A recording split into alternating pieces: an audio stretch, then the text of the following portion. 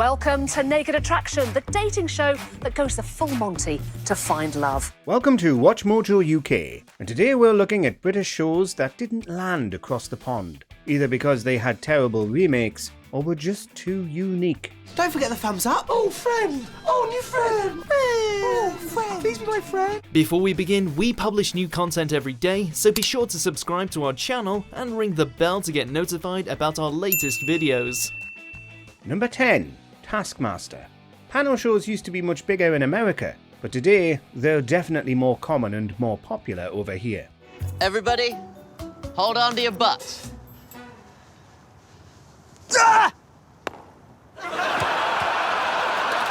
Taskmaster is probably the most unique panel show currently airing on British television, and it's proven massively popular worldwide. But not in America, it seems, where it was given a remake in 2018 that didn't land with American audiences. Also, you get an extra point if you can make the pizza person say the word bubbles. The British version still has a following, but something about it didn't translate to an American host and American panel, even if Alex Horne was still there to watch over his own creation. Still, it's hard to imagine the visceral Alex birth scene Sally Phillips created making it onto American broadcast television. We can't even really show you it on YouTube. Could draw all over your arse. A pastoral scene. I'll just take the coconut. Yeah, you take the coconut to the post office. Number 9. Little Britain, USA. Britain and America. Two great nations linked throughout history. Did Americans like Matt Lucas and David Walliams taking aim at their culture? Well, apparently not. Despite many Brits successfully satirising the United States, Jesse Armstrong and Armando Iannucci chief among them, Walliams and Lucas weren't part of that lucky bunch. Oh, look, Andy. They got a pool here. You can have a swim in there later.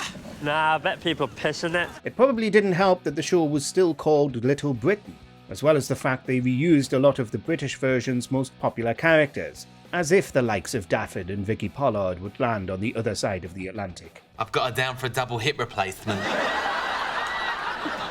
Oh no, well there must be some kind of mistake.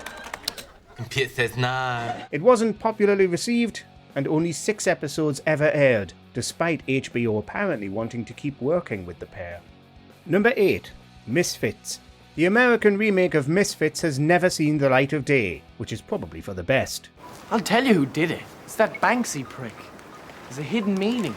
It's like that monkey policeman with a banana and a Tesco's bag. It was in development for years, even casting some of its stars, but then quietly disappeared. Presumably, it was terrible and production ended, even though Misfits might be one of the easier British properties to adapt. Who are we? Who are we to condemn them? Of course, America's got plenty of superhero shows of its own, and maybe this British import wouldn't have landed in 2017 the same way it did in 2009, when it was fresh. But upon hearing the news of another remake, British and American fans all reacted the same way. Why? I'm telling you, by this time next week, it'll be back to the same old boring shit.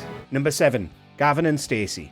It's very difficult to imagine that Gavin and Stacy, which draws so heavily on the unique cultures of England and Wales, could ever have been adapted for America. Oh, can you believe we're actually going to meet tomorrow? It's only 17 hours to go now, babes. But a version was made, called Us and Them, featuring a Gavin from New York City and a Stacy from the faraway, distant land of Pennsylvania. Are you all set for tomorrow? Yes. Jeez Louise, I can't believe we're finally going to meet in person. Originally slated to air on Fox, it was quickly moved onto streaming, where it seemed nobody watched it. I don't like the idea of my daughter on a blind date all the way in New York. Though many of the jokes were directly lifted from the British version, it just wasn't a format that worked.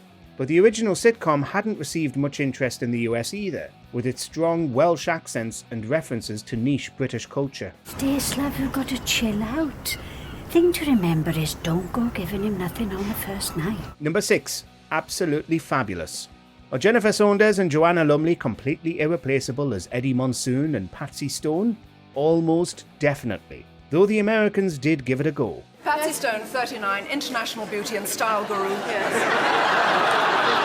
After a botched attempt to make an American version back in the 90s, potentially fronted by A-lister Carrie Fisher, they came back with another iteration in 2009, and it was not well received, with only a pilot ever being made.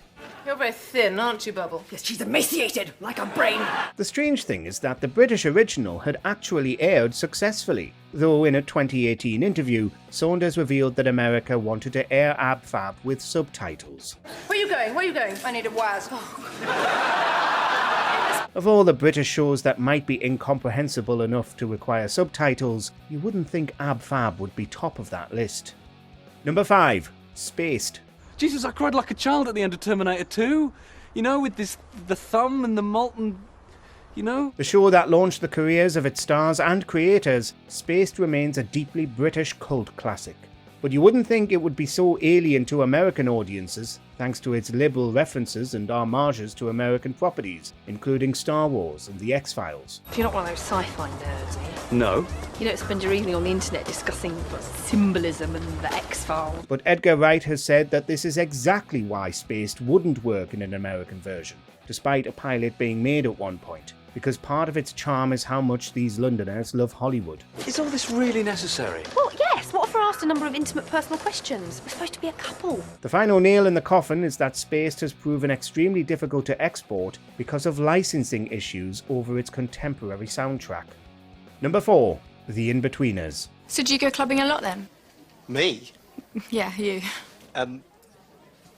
Yeah. The most notorious American remake of them all, The Inbetweeners US has been widely derided for sanitizing and ruining the classic comedy. Perfect. Well, we'll see you there tonight.